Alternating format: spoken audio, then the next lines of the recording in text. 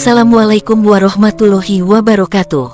Sahabat muda dimanapun Anda berada, kali ini kami dari Rampes Budaya, bersama Jamiah Padepokan Tajuk Lawang Kidul Girang Mancagar, Sukamukti Kabupaten Kuningan, Jawa Barat, yang dipimpin Kasepuhan Kang Ade Yani beserta Jamiahnya, yang berkunjung ke makam Hajah Raden Ayu Siti Khotijah.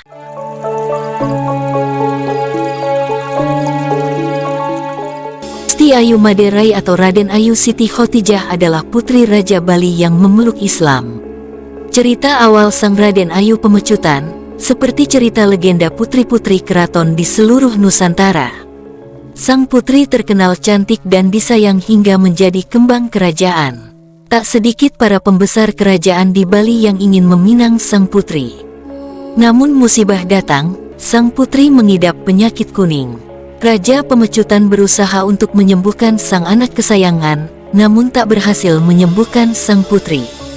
Hingga Raja Pemecutan membuat sebuah sayembara yang bisa menyembuhkan penyakit sang putri, jika perempuan akan diangkat jadi anak raja dan jika laki-laki akan dikawinkan dengan Raden Ayu Pemecutan.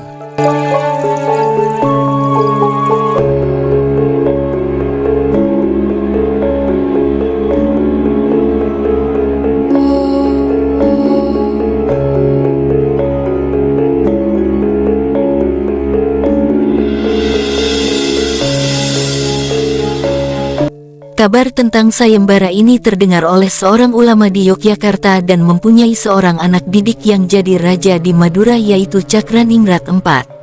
Ulama yang dalam buku sejarah keramat Raden Ayu Pemecutan disebut Syekh ini memanggil Cakraningrat IV ke Yogyakarta untuk mengikuti sayembara tersebut.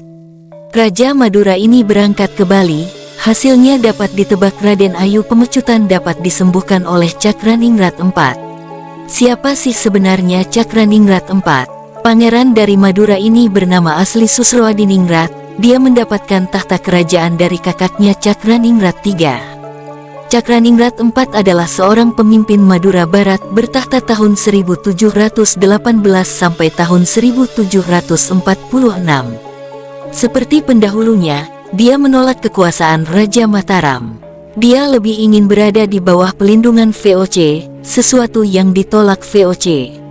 Di samping itu, Cakraningrat secara pribadi membenci Amangkurat keempat, Raja Mataram, bertahta tahun 1719 sampai tahun 1726 dan menolak untuk sowan ke Keraton Kartasura.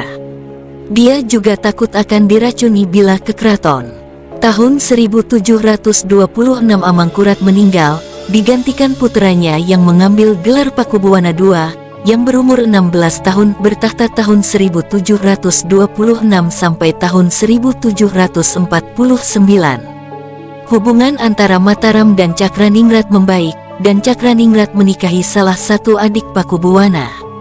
Hubungan antara Cakraningrat dan ibu mertuanya, Ratu Amangkurat, menjadi akrab. Di akhir tahun 1730-an, kekuasaan Cakraningrat di Jawa Timur meningkat dan mengancam kedudukan orang Bali di daerah Blambangan.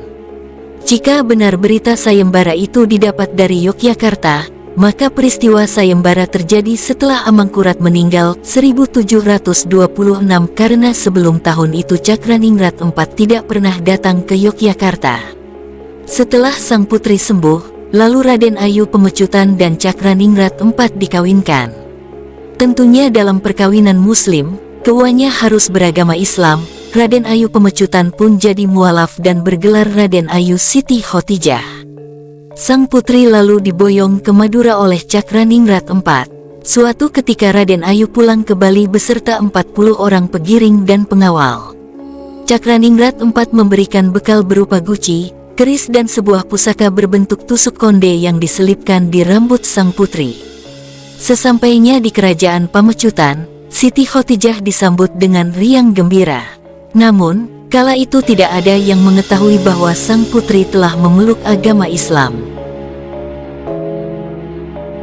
Suatu hari ketika ada suatu upacara meligia atau nyekah, yaitu upacara Atma Wedana yang dilanjutkan dengan ngelingihan, menyetanakan Betara Hyang di Pemerajan, tempat suci keluarga Puri Pemecutan. Raden Ayu Pemecutan berkunjung ke Puri tempat kelahirannya. Pada suatu hari saat sandikala menjelang petang di Puri, Raden Ayu Pemecutan alias Raden Ayu Siti Khotijah menjalankan persembahyangan ibadah sholat maghrib di Merajan Puri dengan menggunakan mukena kerudung.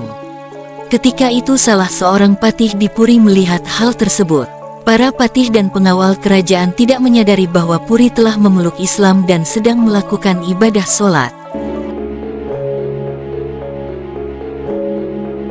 Menurut kepercayaan di Bali, bila seseorang mengenakan pakaian atau jubah serba putih, itu adalah pertanda sedang melepas atau melakukan ritual ilmu hitam leak. Hal tersebut dianggap aneh dan dikatakan sebagai penganut aliran ilmu hitam. Akibat ketidaktahuan pengawal istana, keanehan yang disaksikan di halaman istana membuat pengawal dan patih kerajaan menjadi geram dan melaporkan hal tersebut kepada raja. Mendengar laporan Kipatih tersebut, sang raja menjadi murka. Kipatih diperintahkan kemudian untuk membunuh Raden Ayu Siti Khotijah. Raden Ayu Siti Khotijah dibawa ke kuburan areal pemakaman yang luasnya 9 ha. Sesampai di depan pura Kepuh Kembar, Raden Ayu berkata kepada patih dan pengiringnya, "Aku sudah punya firasat sebelumnya mengenai hal ini. Karena ini adalah perintah raja, maka laksanakanlah. Dan perlu kau ketahui bahwa aku ketika itu sedang sholat atau sembahyang menurut kepercayaan Islam, tidak ada maksud jahat apalagi ngeleak." Demikian kata Siti Khotijah. Raden Ayu berpesan kepada sang patih, "Jangan aku dibunuh dengan menggunakan senjata tajam, karena senjata tajam tak akan membunuhku. Bunuhlah aku dengan menggunakan tusuk konde yang diikat dengan daun sirih serta dililitkan dengan benang 3 warna, merah, putih dan hitam, tridatu tusukkan ke dadaku. Apabila aku sudah mati, maka dari badanku akan keluar asap. Apabila asap tersebut berbau busuk, maka tanamlah aku. Tetapi apabila mengeluarkan bau yang harum, maka buatkanlah aku tempat suci yang disebut keramat."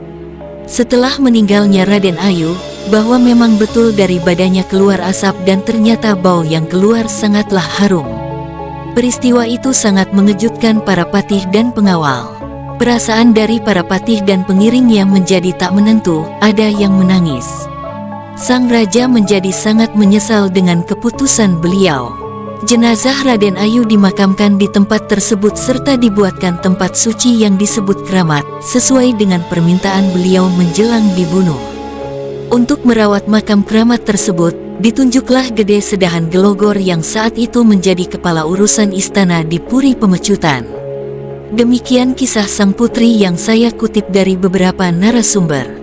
Kami dari tim Rampes Budaya dan Padepokan Lawang Kidul Girang Mancagar Desa Sukamukti mohon undur diri sampai jumpa di liputan berikutnya. Jangan lupa like dan subscribe serta nyalakan lonceng notifikasi agar dapat mengikuti perjalanan kami berikutnya. Wassalamualaikum warahmatullahi wabarakatuh.